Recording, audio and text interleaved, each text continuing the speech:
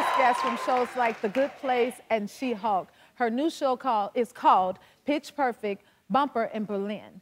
Please welcome Jameela Jamil. We first met at a shoot. Yes, very briefly. Briefly. I came up to you and very awkwardly, I mean, we were at a photo shoot full of superstars, right? Yes. Full of superstars.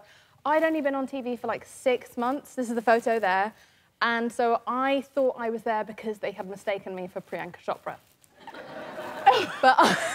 And I didn't alert anyone to this. So I was like, right, I have a chance to meet Jennifer Hudson. Oh, goodness. So I came up to you in passing and just went, hi, I love you so much.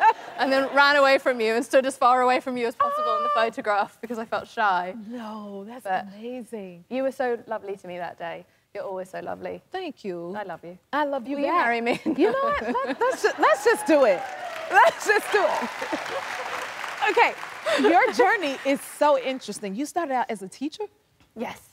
Tell us about that. I was a teacher. I used to teach English as a foreign language, and then one day I was in a... Where do you want me to sit? So you're sitting back. You sit how you want to sit. You at the house, girl. You relax how you want to relax. You need a blanket? Right, I got some snacks in my purse, too. What you need? But I was at a pub on a Friday night after a week of teaching, and a man came up to me. We started arguing at the pub, and then he thought I was funny, and he said that I should be on television, and he told me there was a nationwide open call to replace Alexa Chung, who was a very famous British TV host at the time. And so I said, no, I would never work in television. It's full of really stupid people. And I wasn't wrong. But then he said it was £1,000 a day, which is what like a teacher makes in a month. Oh, wow. And I was like, sorry, what was the email? Yes. And my integrity flew out of that pub. And I went to the open call, and a week later, I was on national television live as the new presenter on one of the biggest youth entertainment shows in history. Look at that! Wow.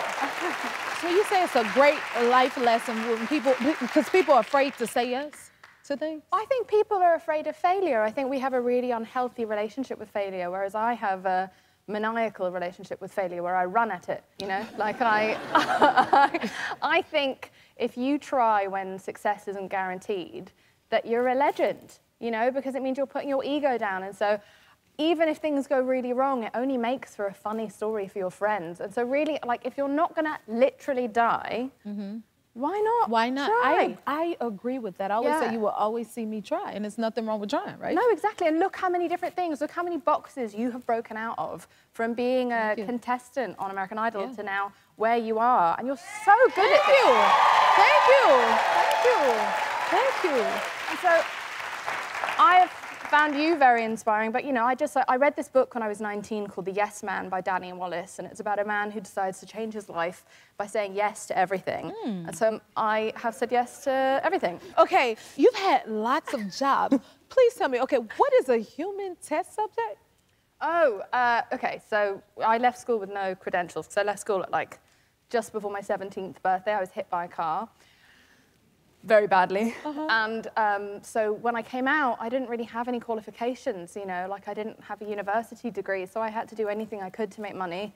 And I'm not talented sexually, so I couldn't do porn. And so I had to, I'm saying everything they asked me not to on the show, I'm so sorry. And so I became a human test subject, which is where they, instead of testing on animals, test on humans, and I would let them test products on my skin and hair and body, and I had psoriasis for a decade, so don't do that. But, you know, I was willing to do almost anything for money, because I was 19. 19, wow. And you were also a DJ? I was a DJ, yeah. That was a bit later in life. That was at 22. Yeah. 22. So you like try things. Oh, you're dating a musician, James Blake. Yes. How did y'all meet? Well, because I became a DJ, I was able to meet another DJ at work. We were working at Radio 1, BBC Radio 1. We were DJs, like real DJs, and then also radio DJs. There was a mix-up of where, it was very meet cute. A very like Hollywood meet cute, where there was a mix-up with our rooms that we were supposed to record in. I met him, and now I've been, you know, living with him and sleeping with him for 8 years. And that's what happens when you say yes. That's when what you happens. try things, yeah, because even my way of becoming a DJ was so unusual in that I was at a party, the music was rubbish. I was talking to a woman about how bad the music was. She was like, oh, God, do you DJ? You know, you've got great taste in music. And I was like, yes, I do. And she said, great, well, I have a party for Elton John next week. Do you want to come and DJ at this party? You DJ'd it? And I went, yes, I would.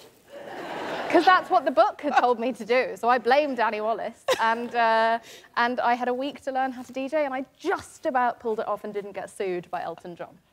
So. Just about. Mm-hmm. Oh, my goodness. But then I had an 8-year career after that, met my boyfriend, and now, you know, having a great time.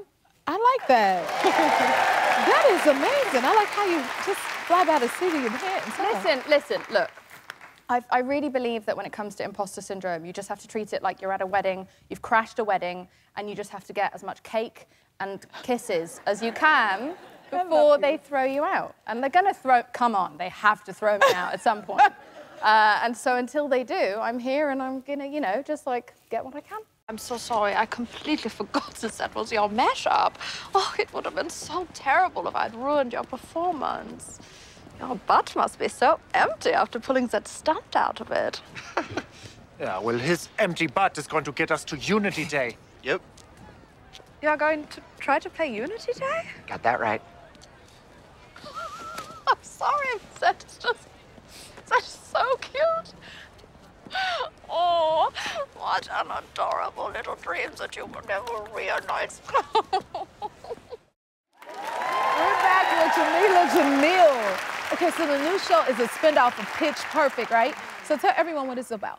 So there was a famous character from the original movies called Bumper, played by Adam Devine, and he gets a call to come to Germany to try to become a pop star. Like, he's almost 40, this is his last chance. He gets on a plane, he moves to Berlin to try and make it, and I am his arch nemesis when he gets there. We're both competing for a slot at Unity Day, which is like the big star-making show at the end of the year, and I'm there to up his life. Don't forget to subscribe to the Jennifer Hudson Show YouTube channel and turn on that notification bell so you're the first to see our latest videos.